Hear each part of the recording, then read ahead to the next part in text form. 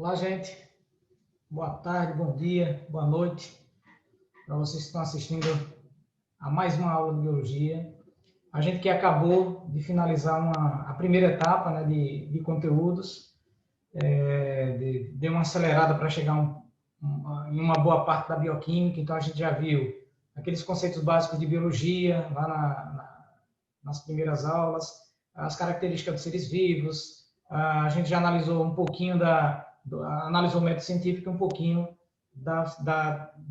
dos primeiros grupos de substâncias químicas, né? Água, minerais, carboidratos e lipídios, né? Então, a gente hoje vai reiniciar a sequência de conteúdos de biologia, falando sobre dois grupos de substâncias, né? Vou falar do primeiro, se der tempo a gente comenta um pouco do segundo, para que não fique tão extenso, né? Os vídeos se torne um pouquinho mais cansativo do que o que normalmente é. Então a gente vai tentar dar uma acelerada nele, certo? Para que não fique tão sem as informações necessárias, mas que também não se estenda demais, certo?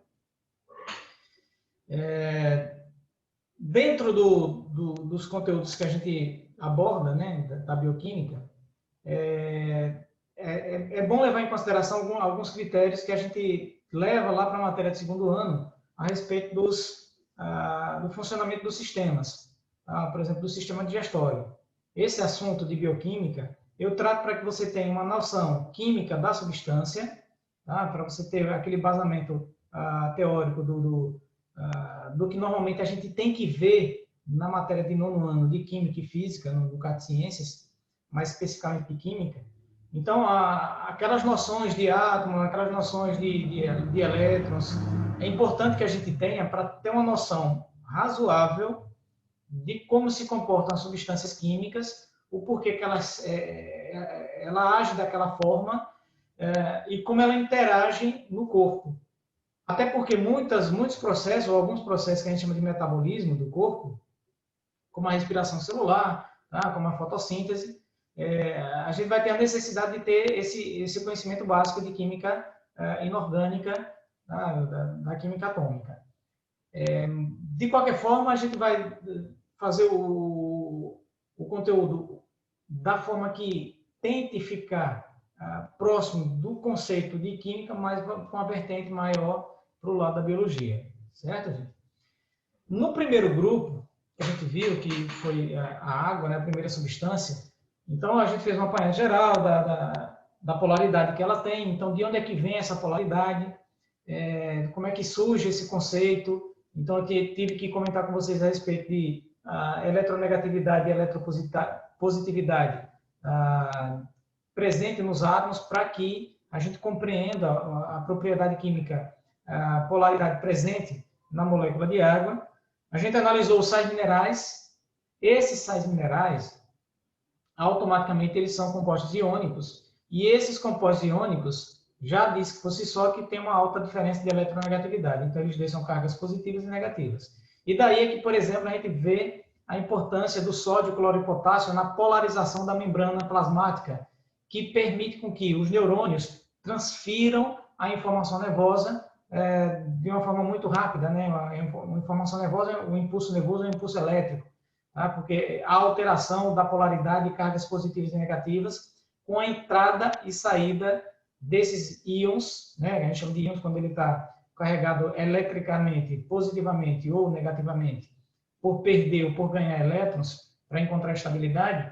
Então, ele vai manter a polaridade da célula. Então, esses conceitos é que eu disse para vocês que precisa que a gente tenha uma noção básica de química para ter um conhecimento razoável a respeito desses assuntos, certo? Não é só uma fixação de um conceito que vai fazer com que a gente compreenda. Então, é importante que a gente compreenda as informações.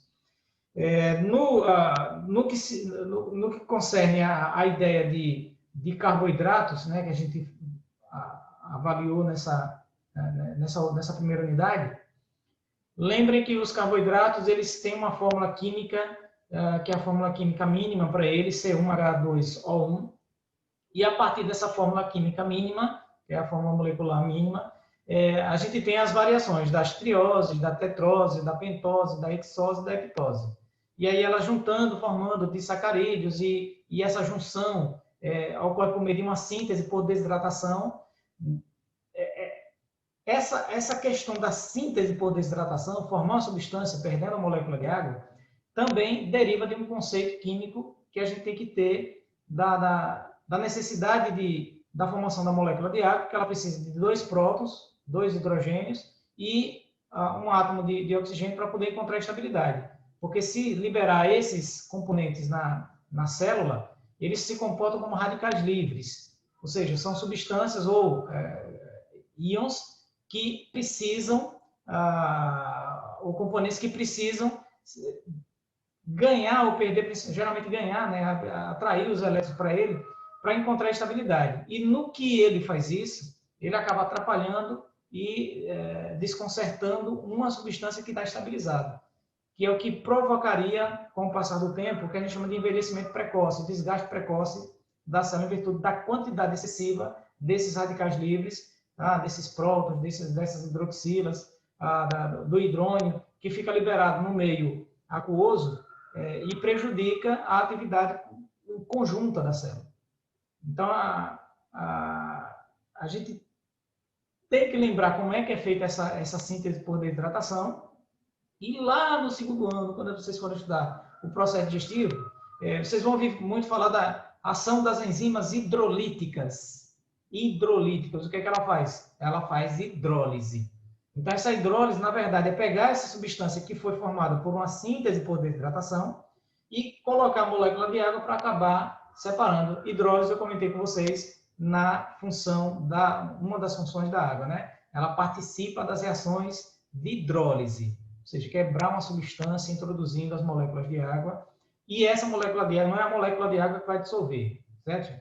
É restabelecimento eletrônico dos componentes que formam aquela substância. Eu restabeleço os hidrogênio, o oxigênio, a molécula é separada. Claro, precisa de um mediador, de uma substância que acelere essa reação química, e esse mediador a gente vai chamar, e vocês vão ver lá mais na frente, que são as enzimas.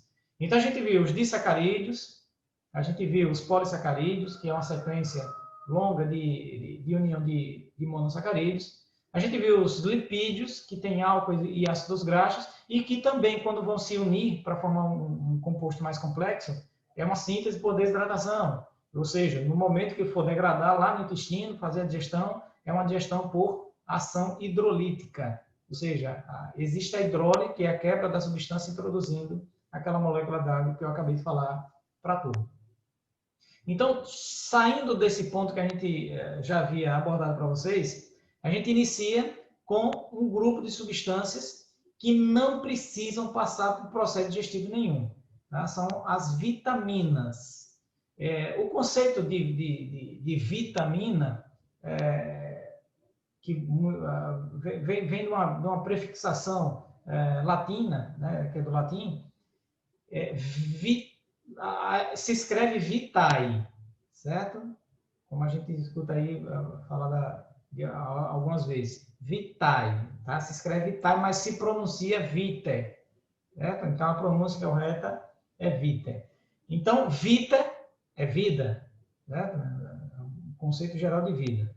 E amina é um grupo de substâncias que tem esse componente presente na estrutura, que é o componente amina. Então, ele tem grupamentos amina na sua composição. Claro que nem todas as vitaminas elas têm grupamento amina, né? Algumas são ácidas, tá? Então não tem necessariamente essa composição. Mas ficou um nome tão bonitinho, tão legal, e aí o pessoal deixou para todas as substâncias que têm ação acessória e que não precisa passar por processo digestivo e que tem, muitas vezes, a composição orgânica, certo? Então, essas substâncias acessórias, auxiliares do processo, a gente vai chamar de vitaminas.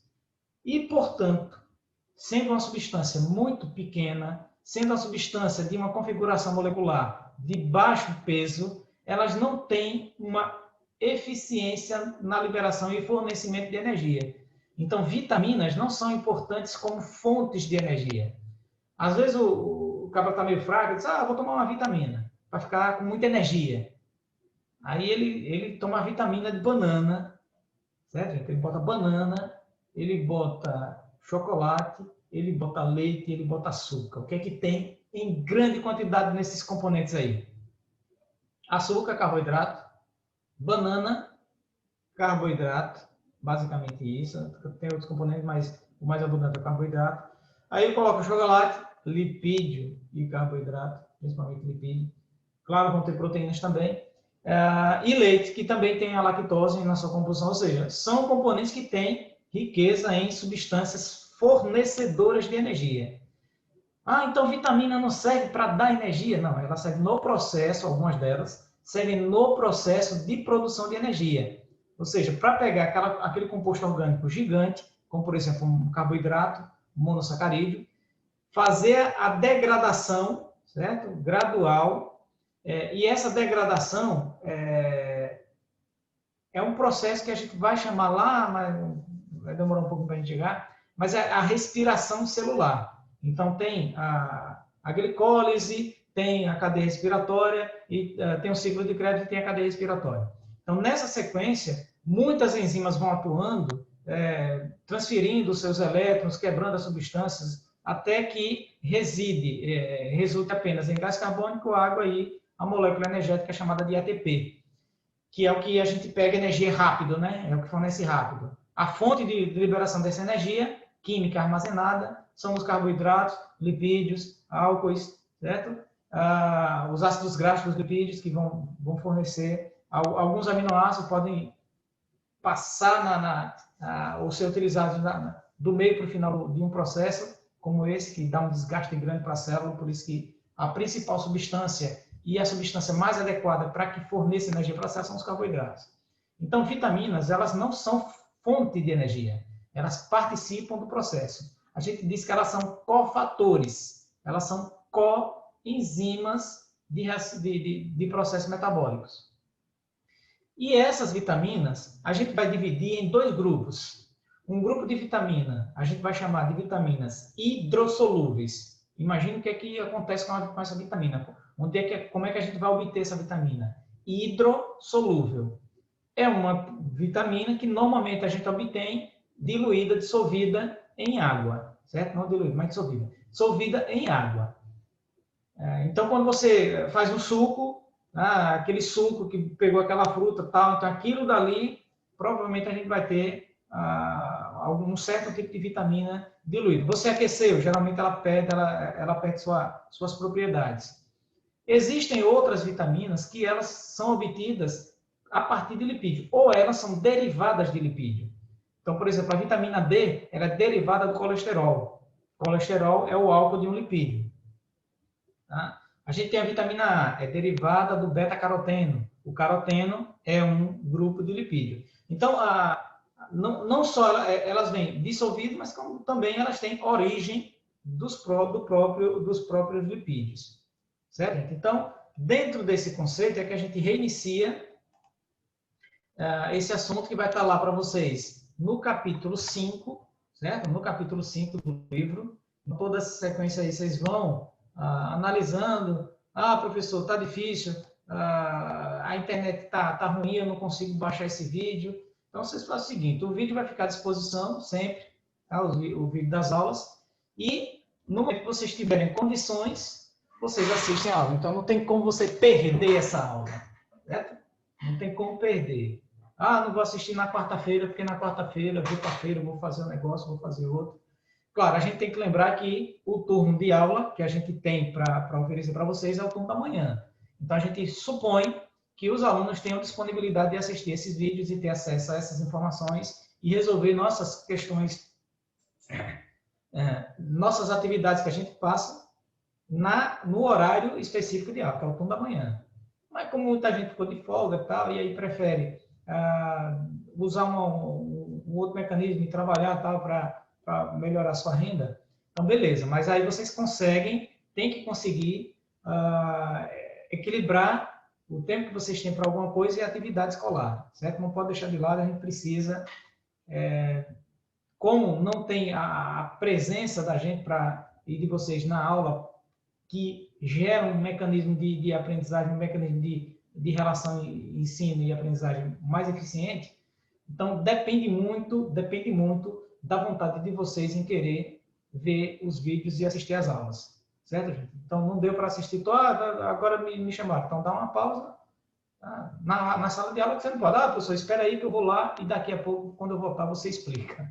Tá, então, essa é a vantagem de vocês, só isso que eu vejo de vantagem. Certo? Particularmente, eu prefiro sempre, claro, a aula presencial. Tá? Você não sabe nem a hora que eu estou gravando esse vídeo aqui para passar para vocês terem ideia do trabalho que dá. Bom, então, esse capítulo 5, ele vai falar de proteínas e vitaminas. Lá no livro, vocês vão contar proteínas primeiro, vitaminas depois, mas eu não vou fazer assim. Eu vou colocar logo as vitaminas, certo? Então, a gente vai trabalhar esse conceito. Então, o que eu disse para vocês, elas não são fontes de energia, elas atuam como cofatores. Gente, cofatores auxiliares, como coenzimas de reações celulares. Então, qual seria a ideia desse negócio de cofator? Certo? Por que a gente vai chamar de cofator? Aí, para a gente ter uma noção do que é essa ação, a gente vai lembrar, imagine aí que vocês tenham um carro, vocês compraram um carro, sei lá, um carro qualquer aí. Esse carro, ele é extremamente moderno, né? Ele tem um teto solar, até hoje não vi necessidade de um teto solar, porque quando o cara quer ver o céu, ele sai do carro, tá, gente? Vou andar de carro, teto solar, que lindo, tá? Você vai bater o carro, gente, não faça isso. Então, para entrar a ventilação, a gente tem um ar-condicionado dentro do carro, então eu não vejo sentido nenhum no teto solar, mas esse carro tem, certo? Ele tem um teto solar, ele tem um computador de bordo, ele é aquele que a mulher tem um maior prazer inteiro porque ele estaciona sozinho, né? Tem muito barbeiro também que faz isso, precisa, né? Para estacionar, para não deixar 2,5 metros do meio fio. Então você está lá, apertou o botãozinho e ele botou, né? Botão start, parada automática, o carro desliga na hora que você para, na hora que você solta o acelerador, solta o freio, ele vai embora, automático, câmbio de 6 marchas, incrível, o carro de vocês é incrível, confortável. Aí vocês compraram, fica com aquela coisa toda de ser beleza, meu carro é demais, vou sair, tá? Quando for sair, roubaram as rodas do seu carro, e aí, como é que você vai sair? Serve? Esse carro tem serventia para você, uma coisa tão simples como a roda, e não tem, mas não funciona. O restante não tem serventia nenhuma. Se eu imaginar, tá, que esse carro é minha substância inteira, aquela roda, não sei se é as 4, perdeu uma só. Então, aquela rodazinha que está faltando, ela é um cofator. Ela não é a coisa principal, porque é o conjunto, né, que faz funcionar, mas que sem ela não funciona. É mais ou menos a opção de um cofator. Ele não é a principal parte da substância que vai agir. Ele não é o fator imediatista da reação. Mas sem ele, não há possibilidade de acontecer uma reação química. Então, por isso que quando falta uma das vitaminas, existe uma sequela, existe uma reação imediata para o corpo. E aí a gente vai analisar as deficiências vitamínicas, o que cada uma dessas deficiências vai provocar no indivíduo. Lembrando que as vitaminas, elas não são fontes de energia, certo? Então, quais são as fontes de energia? Os carboidratos e os lipídios. Fonte de energia primária, carboidrato, reserva energética, secundária, lipídio. E aí a classificação dela. As lipossolúveis, a gente vai trabalhar com vitaminas A, D, E e K, certo? São as 4 vitaminas lipossolúveis. Por que esse termo lipossolúvel? Porque ela é dissolvida em lipídio ou tem origem lipídica. E as hidrossolúveis, que é a vitamina C, e as vitaminas do complexo B. Aí vocês podem perceber que aqui está enumerado, de B1 a B12. Mas eu só coloquei B2, B3, B6 e B12, porque existem algumas características marcantes na ausência dessas vitaminas. No geral, vitaminas do complexo B, quando faltam, a pessoa desenvolve um quadro clínico chamado de anemia, né? Que é a deficiência na produção, no amadurecimento, no funcionamento das hemácias, consequentemente no transporte de oxigênio, e aí interfere na respiração celular, e na liberação de energia. Geralmente a pessoa fica com fraqueza, com tontura, em virtude da deficiência energética que vai acontecer pela falta desse cofator, de alguns desses cofatores. Bom, dentro desse conjunto de vitaminas, a gente vai ter que relacionar sempre isso daqui. O tipo da vitamina, a função que ela exerce no corpo e o que é que ela provoca na sua falta. Certo, gente? São as reações que a gente vai abordar aqui junto com a turma. Então, por exemplo, eu tenho aqui a primeira vitamina. Tá? Vou colocar o quadro aqui embaixo para a gente ter esse espaçamento maior para observar. A vitamina A, ela é chamada de retinol, certo? Retinol vem de retina, que é aquela parte, eu não sei se vocês lembram da matéria do oitavo ano, eu creio que não, porque tem muito tempo, mas a estrutura do olho, ela tem a camada mais externa, que a gente chama de esclera, tem uma camada intermediária, tá? Que é a coroide. A coroide aqui na frente, ela não se fecha por completo, ela fica um círculozinho, esse círculozinho preto, por onde a luz tem que passar e chegar lá no fundo para a gente absorver, identificar a luz e ver as imagens, né, por reflexão luminosa. Então, ela forma a íris, certo? E a abertura que ela deixa a gente chama de pupila. E por dentro, a camada mais interna, externa, esclera, coroide, retina, por dentro. Então, essa retina é onde a gente vai encontrar dois tipos básicos de células fotorreceptoras, uma delas que só são ativadas se tiver muita luz e uma outra que é ativada se tiver uma pequena quantidade de luz. Por exemplo, por menor que seja a intensidade luminosa que vocês estão observando aí, ou no celular ou no computador, ou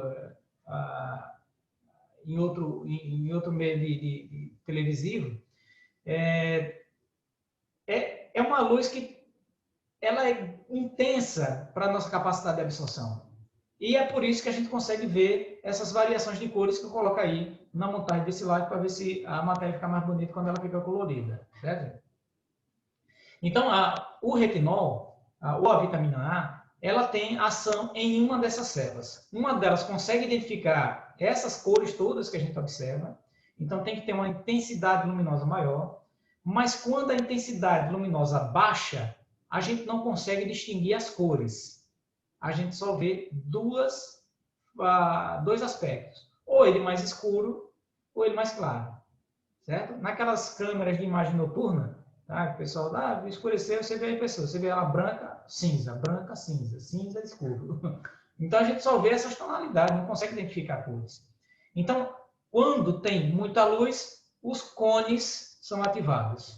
E aí a gente identifica as cores. Quando tem pouca luz, aí está funcionando ainda e quem é mais ativado ou ativado, tá? Que são os bastonetes. Então, o bastonete consegue ser ativado com pequena ou grande quantidade de luz. E os cones só quando tem uma intensa quantidade de luz para a gente poder, na reflexão, a luz bateu no material, transferiu para o meu olho, chegou lá na retina e eu identifico.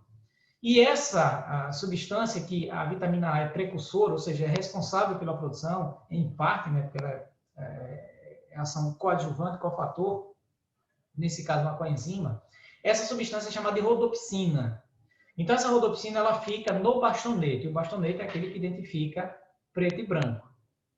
Lembra? Não sei se vocês conhecem, mas a história, por exemplo, o cachorro vê o colorido, não, o cachorro só vê preto e branco. Os bovinos, o boi, a vaca, só consegue identificar preto e branco. Tem sempre alguns alunos que me questionam, né? Professor, e por que é que naquele negócio lá da Espanha, que o cara fica com aquele pano vermelho balançando para lá e para cá, não é para irritar o boi? É o vermelho que irrita o boi. Gente, esse negócio do vermelho não, tá? Senão o pessoal vai achar que sempre o vermelho é uma coisa ruim. E não é, tá, gente? Vermelho é de luta, de defesa, de busca, de resposta, de respaldo. Então, você tem lá aquele vermelho, não é o vermelho que está irritando o boi. O que está irritando o boi é o cara remexendo na frente dele. Aí sim. Tá? Aí o boi fica injuriado e vai lá para cima do cidadão. E aquele vermelho é porque, como tem muita gente distante, o vermelho, eu não sei se vocês já estudaram, mas o vermelho ele tem um maior comprimento de onda. Então, você consegue ter uma percepção daquela cor a uma distância maior. Então, quando o cidadão está lá balançando aquela toalha, aquele pano, é para chamar a atenção do público, certo? Porque ele poderia estar com a flanelinha branca balançando na frente, que quem já morou em sítio sabe que às vezes você não precisa nem balançar nada, né? Só eu vou olhar para você que ele vai para cima para espantar. Então, esses animais que não conseguem identificar cores é porque eles não têm cones, eles só têm bastonetes, certo? Então, bastonete é aquele que identifica preto e branco. Nós temos os dois, por isso que a gente vê a cor. Mas para ver cor tem que ter muita luz. Então, essa rodopsina, ela age no bastonete e aumenta a capacidade da gente identificar a pequena variação de luz que tiver. Então, se você está num ambiente pouco iluminado, com uma pequena quantidade de luz, existe uma tendência do seu corpo produzir lá na retina, nos bastonetes, uma quantidade maior de rodopsina, para que tenha possibilidade de você absorver a mínima variação de luz, certo? Conseguir identificar o ambiente. Só que se você, nessa condição, que você produziu uma quantidade muito grande, né, porque o ambiente está com pouca luz, colocar luz na sua frente, aí você vai ficar ofuscado. Imagine, você está, durante o dia, exposto ao sol. É uma luz absurda, né? É uma iluminação solar. Mas aí, se você estiver dormindo e alguém acender uma lâmpada de 60, de 40 watts, desculpe, uma lâmpada de 40 watts, quando essa luz bater no seu olho, você vai ficar assim como se tivesse o sol na sua testa. Certo? Porque, na verdade, você passou tanto tempo com pouca luz que seu corpo produziu tanta rodopsina e você vai absorver tudo que está ali, o mínimo e o máximo. E aí acaba ofuscando as células fotorreceptoras e aos poucos ela vai sendo degradada. Por isso que é aquela sensação que a gente tem de quando está num ambiente com muita luz, você está do lado na rua, 1h da tarde, está no verão. É muita claridade, é muita luminosidade. Então, você não precisa de rodopsina. Ela é degradada pela presença de luz. Mas quando você entra em casa, parece que não tem, está tudo escuro. Tá? Porque a quantidade de luz que está lá dentro ela é muito pequena. Sendo muito pequena, você não tem rodopsina, não consegue identificar o que está ali. Fica tudo escuro, gente. Parece que você ficou cego, porque o ambiente está pouco iluminado. Mas aos poucos aquele ambiente vai melhorando e você vai percebendo que tem luz suficiente para você ver o ambiente se locomover. Só que algumas pessoas que não têm uma alimentação rica em caroteno, que é precursor da vitamina A, e consequentemente deixa de sintetizar a vitamina A no seu corpo, ela vai ter uma deficiência na produção de rodopsina. E aquela sensação que a gente tem de chegar num ambiente com pouca luz e estar escuro, e que aos poucos, numa pessoa normal, vai melhorando, numa pessoa com deficiência de vitamina A, ela não consegue enxergar. O nome disso é cegueira noturna. Né? Tá aqui, ó, cegueira noturna. Se continuar esse negócio aí, bom, aí vai ter xeroftalmia. O que seria a xeroftalmia? O ressecamento da córnea. A córnea ressecando, você vai ter problemas lá de cegueira total. Uma outra função dessa vitamina é agir no osteoblasto, que é uma célula que monta o tecido ósseo. Né? Então, normalmente a pessoa também tem deficiência de crescimento, deficiência na produção do tecido ósseo. A vitamina D, ela é derivada do colesterol, né? Desde o colesterol de origem vegetal ou colesterol de origem animal. A gente chama de calciferol. Por quê? Porque ela vai agir lá no intestino, lembrando, tá, gente? Ela é sintetizada na pele também, a gente absorve na alimentação, mas ela é sintetizada na pele, através da radiação solar. Por isso que é importante que uma criança ela tenha ela seja exposta a um pouco de luz. Nesse período de pandemia, que a gente está com receio muito grande, é importante que pelo menos a mãe, o pai, pegue a criança e dê uma saidinha 7 até 8 horas da manhã, para que ela se exponha ao sol, sintetize a vitamina D e aí faça a produção do seu tecido ósseo. Como é que age dessa forma?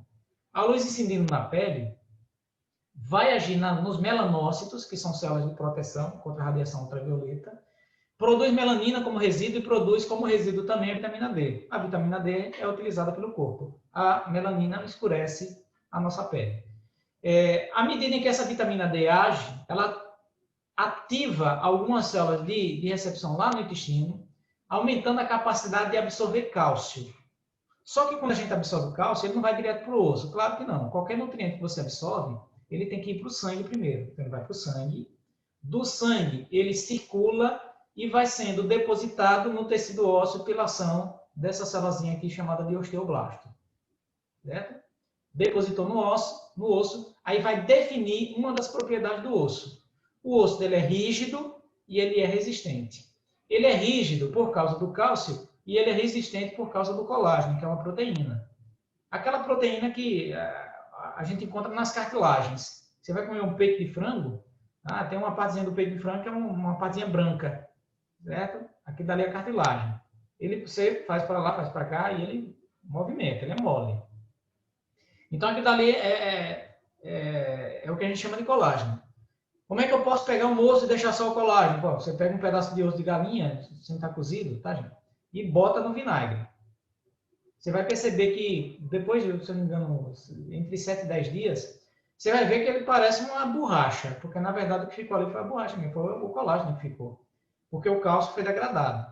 Também, se você pegar aquele osso, um outro osso lá, e assar esse osso, você vai forçar um pouquinho e ele quebra. Porque quando você assa, desnatura a proteína, ela perde a propriedade de elasticidade, fica só o cálcio, que ele é rígido, mas quando força, ele quebra. Então, o cálcio ele é importante para dar consistência óssea. E aí, se uma criança não se expuser ao sol, tá? Não tiver uma fonte de vitamina D viável, ele vai ter deficiência na deposição de cálcio no seu tecido ósseo. Como ele está em fase de crescimento, o osso também não cresce. E além de não crescer, ele vai se curvando por causa do peso, tá? Por menor que seja, mas existe uma sobrecarga de pressão sobre o osso, e ele tende a curvar. Então, essa condição de osso curto, mal formado e tortuoso é uma característica de raquitismo, certo? É a deficiência de crescimento em virtude da falta de vitamina D, consequentemente da falta de cálcio lá na formação do tecido ósseo. Aqui eu estou colocando as fontes, ali, hortaliças verde escuro. Que tipo de hortaliça seria essa? Alface, folha de couve, repolho, certo? Então, esse tipo de material aí são fontes de vitamina A, vitamina D, leite, derivado, salmão, gema de ovo, que também são importantes, né, na fase nutricional. A vitamina E a gente chama de tocoferol, certo? Tocoferol. Ela tem ação antioxidante, ela tem a participação no processo de fertilidade, certo? Mas a função principal que eu vou trabalhar aqui é antioxidante, que é combater aqueles radicais livres que eu disse para você que normalmente se liberam na célula. São elétrons que estão soltos por aí para encontrar estabilidade, eles vão roubar outros elétrons, ou eles vão se engajar numa substância que já está estabilizada e acaba modificando o potencial daquela substância, ou inibindo ou perdendo. E aí, nesse caso, a célula não tem um funcionamento normal, ela envelhece precocemente e acaba morrendo. Eu sempre faço uma analogia desses radicais livres com uma cadeira. Imagine que vocês têm uma cadeira com 4 perninhas lá para você botar o seu assento e sentar, e alguém chegou e tirou a perninha da cadeira para você sentar. Claro, se você for sentar desse jeito, você vai cair, porque você perdeu uma parte dela. Bom, como você perdeu uma parte dela, essa cadeira está instável. Para você encontrar estabilidade, você teria que colocar uma perninha nesse local. E aí, para você, imagine só, que você chegou na sala de aula, estava lá a sua cadeira, todo mundo na cadeira sentadinho, bonitinho, foram para o intervalo, você chegou, sua cadeira estava sem o assento, sem a perna. Imagine que são mesas que você tem um encaixe das pernas, tá? Para facilitar a nossa ideia. Aí a sua está ruim, o que você vai fazer? Olhou para a cadeira do colega que estiver mais próximo, você vai lá, pega e coloca na sua. Porque a sua está desequilibrada, você precisa de alguma coisa para equilibrar. Então, sua cadeira seria um radical livre, que ele precisa de alguma coisa para encontrar estabilidade. Aí ele pega de outro. Esse ficou bom, mas o outro não ficou. Aí a outra substância vai ter que fazer o mesmo processo. E depois vai ter que fazer o mesmo processo. Aí vira uma reação em cadeia, tá? de pegar elétrons ou de transferência de elétrons e desestabiliza a célula como um todo. É a ação do radical livre. O que é que ele faz? Esse antioxidante é como se ele fosse a perninha para essa cadeira que está faltando, certo? A perninha que está faltando, ele vai lá e encaixa. Ou seja, ele estabiliza essas substâncias que prejudicariam a célula. Todos aqueles sucos detox, que o pessoal imagina, detox é de antioxidante. certo? Eles são ricos em vitamina E e ricos em vitamina C, tá? Para ação antioxidante. A vitamina K, vocês observam que eu estou colocando só as lipossolúveis para a aula de hoje, tá? As hidrossolúveis eu falo na próxima aula. A vitamina K, ela pode ser produzida por bactérias intestinais, certo? A gente chama de filoquinona, o nome dela, é o nome da substância. Retinol, calciferol, tocoferol, feliquinona. Filoquinona. Ela tem ação na coagulação sanguínea. Ela não é o fator principal, mas ela é uma ação coadjuvante, ela é um cofator de uma enzima que desencadeia o processo de coagulação como um todo. Que é um processo longo, complexo, eu não vou falar aqui agora. Então, como ela tem função na coagulação sanguínea, se não tiver ela, existe uma demora significativa para que, quando você sofre um pequeno corte, aquele sangue fique pretinho, como a gente chama lá no sítio, talhado.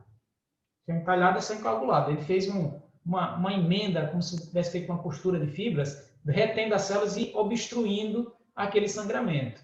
Então, por isso que é difícil ter a condição de evitar um sangramento contínuo de uma hemorragia numa artéria, né? Porque a artéria é pulsando, não dá tempo de formar as fibras.